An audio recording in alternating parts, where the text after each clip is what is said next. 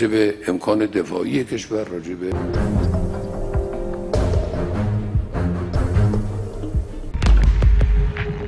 Speaking about the having the আসসালামু আলাইকুম, সবাইকে স্বাগত বিডি টাইমসের। ইরান ইস্যুতে সমস্ত পরিকল্পনা তৈরি করে ফেলেছে যুক্তরাষ্ট্র। মার্কিন প্রেসিডেন্ট ডোনাল্ড ট্রাম্পের হুঁশিয়ারি, হয় আলোচনা না হয় যুদ্ধ। ইরানেরও সাফ কথা, কোনো আলোচনা না যুক্তরাষ্ট্রের সাথে। তাহলে কি যুদ্ধ? ইরান ইস্যুতে কি চাইছে যুক্তরাষ্ট্র? নিজেরাই ইরানের চুক্তি থেকে নিজেদের প্রত্যাহার করে নিয়েছে, আবার সেই যুক্তরাষ্ট্র ইরানের সাথে আলোচনার মাধ্যমে চুক্তি চাইছে।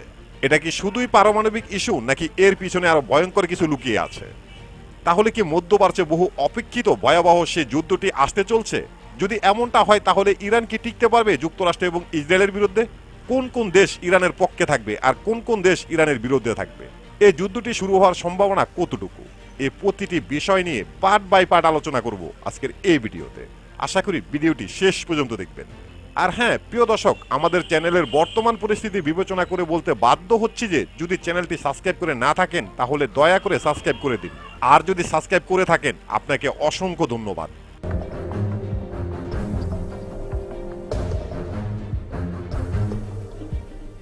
একদিকে গোটা পৃথিবী শাসন করা এবং সামরিক শক্তির শীর্ষে থাকা যুক্তরাষ্ট্র, অপরদিকে পারস্য সাম্রাজ্যের তীরবর্তী দেশ ইরান। এই দুটি দেশের শত্রুতা প্রায় ৪৫ বছরের, কিন্তু বর্তমান সময়ের মতো এতটা ভয়াবহ আকার আর কখনো ধারণ করেনি। ৮ই মার্চ ২০২৫ ইরানের সর্বোচ্চ ধর্মীয় নেতা আয়াতুল্লাহ আলী খামেনি ঘোষণা দিয়েছে যুক্তরাষ্ট্রের সাথে কোনো আলোচনাই নয়। যুক্তরাষ্ট্রের কাছে ইরান নত স্বীকার করবে না, এতে যা কিছুই হোক না কেন। ৯ই মার্চ ২০২৫ মার্কিন প্রেসিডেন্ট ডোনাল্ড ট্রাম্প ঘোষণা দিয়েছে ইরানের সামনে দুটি পথই খোলা রয়েছে, হয় আলোচনার টেবিল, না হয় সামরিক পদক্ষেপ। হয় যুক্তরাষ্ট্রের সাথে চুক্তি করো, না হয় যুদ্ধের জন্য তৈরি হও। ইরান ইস্যুতে মার্কিন যুক্তরাষ্ট্র যে বসে নেই তা ইতিমধ্যে পরিষ্কার হয়ে গেছে। ইরান ইস্যুতে সমস্ত পরিকল্পনা তৈরি করে ফেলেছে যুক্তরাষ্ট্র। ইরানের সর্বোচ্চ ধর্মীয় নেতা আয়াতুল্লাহ আলী খামেনির উদ্দেশ্যে মার্কিন প্রেসিডেন্ট ডোনাল্ড ট্রাম্প বলেন, আমি আশা করি আপনি আলোচনার টেবিলে আসবেন, এটা ইরানের জন্য খুবই ভালো হবে।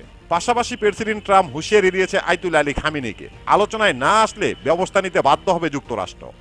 ১০ই মার্চ ২০২৫ ইরানের আইআরজিসির কমান্ডার ঘোষণা দিয়েছে আর আলোচনা হবে না, এসো প্রস্তুত রয়েছে ইরান।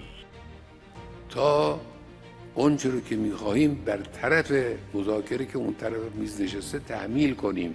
মধ্যপ্রাচ্যের প্রভাবশালী দেশ ইরানকে মোকাবেলা করার জন্য রাশিয়া ইউক্রেন যুদ্ধ বন্ধের পদক্ষেপ নিয়েছে যুক্তরাষ্ট্র।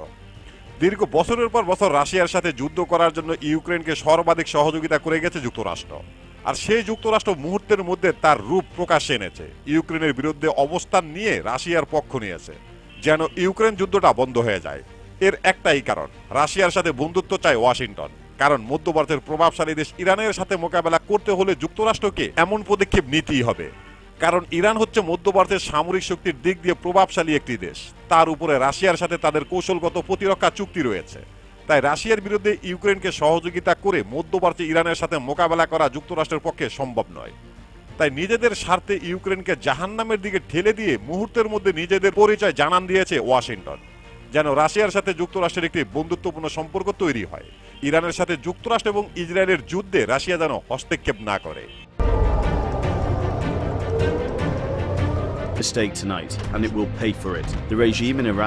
এখন প্রশ্ন হলো, ইরানের সাথে রাশিয়ার অবস্থান কি? ইরান ইস্যুতে রাশিয়ার অবস্থান কি হবে তা ইতিমধ্যে বিশ্বের কাছে জানান দিয়েছে রাশিয়া। রাশিয়ার পক্ষ থেকে ঘোষণা দেওয়া হয়েছে যুক্তরাষ্ট্র এবং ইরানের শত্রুতা নিয়ে রাশিয়া মধ্যস্থতা করতে রাজি আছে, যদি ইরান অনুমতি দেয়। যুক্তরাষ্ট্র যে ইরানের সাথে আলোচনায় বসতে চায় এবং চুক্তি করতে চায়, তাতে রাশিয়া মধ্যস্থতা করতে রাজি আছে, যদি ইরান রাজি থাকে। ইরান যদি রাজি না থাকে, তাহলে যুক্তরাষ্ট্রের জন্য রাশিয়ার কিছুই করার নেই। শুধু এখানে সীমাবদ্ধ নেই রাশিয়া, রাশিয়ার পক্ষ থেকে ইসরায়েল এবং যুক্তরাষ্ট্রকে এক ধরনের হুমকিও দেওয়া হয়েছে। আর সেটা হলো ইরানের পারমাণবিক কর্মসূচি এবং ক্ষেপণাস্ত্র কর্মসূচি নিয়ে যেন কোনো তৃতীয় পক্ষ কথা না বলে। কারণ রাশিয়া খুব ভালো করে জানে যুক্তরাষ্ট্রের প্রতিটি কাজে স্বার্থ লুকিয়ে থাকে, আর যুক্তরাষ্ট্রের কিছু স্বার্থের জন্য ইরানের মতো এত বড় মিত্রকে রাশিয়া হারাবে না। ইরান যে রাশিয়ার কত বড় বন্ধুত্বপূর্ণ দেশ তা দীর্ঘ ৪ বছরের ইউক্রেন যুদ্ধে রাশিয়া হারে হারে বুঝতে পেরেছে। между Россией и Ираном о всеобъемлющем стратегическом партнерстве. এবার আসা যাক রাশিয়া ইরানকে কি ধরনের সহযোগিতা দিতে পারে।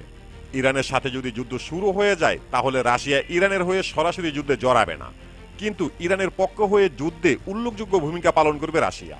যেমন গোয়েন্দা সহযোগিতা, স্যাটেলাইট সহযোগিতা, সামরিক অস্ত্রের সহযোগিতা রাশিয়া ইরানকে দিতে বাধ্য। যুক্তরাষ্ট্র এবং ইসরায়েল ইরানের উপরে কি ধরনের আক্রমণ করবে, কি পরিকল্পনা নিয়েছে, এসব গোয়েন্দা সহযোগিতা ইরানকে দিবে রাশিয়া।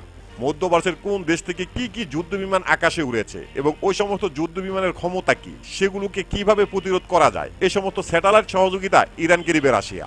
এমনকি যুদ্ধক্ষেত্রে ইরানকে সামরিক অস্ত্র দিবে রাশিয়া। শুধু তাই নয়, ইরানে বসে যুদ্ধে ব্যবহার করার জন্য বিভিন্ন ধরনের সামরিক অস্ত্র যৌথভাবে তৈরি করে দিবে রাশিয়া। আর এগুলো বৈধভাবে, কারণ এমন প্রতিরক্ষা চুক্তি রাশিয়া এবং ইরানের সাথে হয়েছে যা সরাসরি যুদ্ধের মাঠে যুদ্ধ করার থেকেও কোনো অংশে কম নয়। اصلی که الان در توافق هست دارن اجرا میکنن به خوبی داره پیش میره و توافقاتی که এবার আসা যাক, যুক্তরাষ্ট্র কি ইরানের উপরে হামলা চালাবে? এর উত্তর হবে না। কেন ইরানের উপরে যুক্তরাষ্ট্র হামলা করবে না? আর হামলা যদি নাই করে তাহলে কেন বারবার এভাবে হুমকি ধামকি দিয়ে যাচ্ছে? এর প্রথম কারণ, ইরান কোনো দুর্বল দেশ নয়। সামরিক এবং প্রতিরক্ষার শক্তি যথেষ্ট রয়েছে ইরানের, আর তা প্রকাশ্যে স্বীকার করেছে মার্কিন প্রতিরক্ষা বাহিনীর কমান্ডার। ইরান এমন কোনো দেশ নয় যে যুদ্ধে ইরানকে খুব সহজেই হারানো যাবে। ইরান এমন কোনো দুর্বল দেশ নয় যে ইরানের উপরে হামলা চালালে ইরান পাল্টা আক্রমণ চালাবে না। হয়তোবা যুক্তরাষ্ট্রের মাটিতে ইরান সরাসরি হামলা করার মতো শক্তি রাখে না, কিন্তু বিস্তর মধ্যপ্রাচ্যে যুক্তরাষ্ট্রের অস্তিত্ব ধ্বংস করার ক্ষমতা রাখে ইরান। শুধু তাই নয়, ইরানকে একটি দুর্গ বলা হয়, কারণ ইরানের চতুর্পাশে হামাস, হিজবুল্লাহ, ইয়ামিনের হুতি, এরা যথেষ্ট শক্তিশালী সংগঠন। তাই ইরানের পক্ষ হয়ে এরা শক্তিশালী পাহাড় হয়ে দাঁড়াবে। যুক্তরাষ্ট্র ইরানের সাথে যুদ্ধে গেলে অনেক ক্ষয়ক্ষতির সম্মুখীন হবে। খুব সহজে বিজয় পাওয়া সম্ভব হবে না যুক্তরাষ্ট্রের জন্য। সবচেয়ে বড় ব্যাপার হলো, যদি যুক্তরাষ্ট্র ইরানের সাথে যুদ্ধে যায় তাহলে ইসরায়েলের ভাগ্যে কি আছে তা এখনই বলা যাচ্ছে না। Mistake tonight, and it will pay for it. The regime in Iran does not understand our determination to defend ourselves. এখন প্রশ্ন হলো, তাহলে যুক্তরাষ্ট্র এবং ইসরায়েল কেন বারবার হুমকি ধামকি দিচ্ছে যে ইরানের উপরে হামলা চালানো হবে? এটা এক ধরনের খারাপ স্বভাব যুক্তরাষ্ট্র এবং ইসরায়েলের।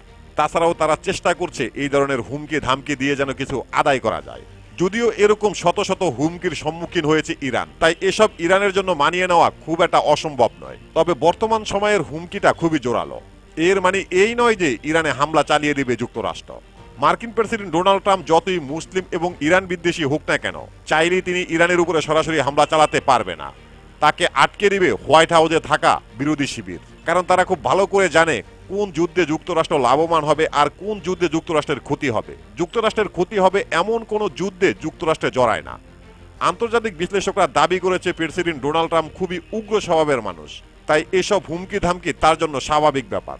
কিন্তু সরাসরি যুদ্ধে যাওয়া যুক্তরাষ্ট্রের জন্য স্বাভাবিক কোনো ব্যাপার নয়। আর যদি হয় সেটা বর্তমান যুগের আধুনিক অস্ত্রে সজ্জিত ইরানের মতো দেশ।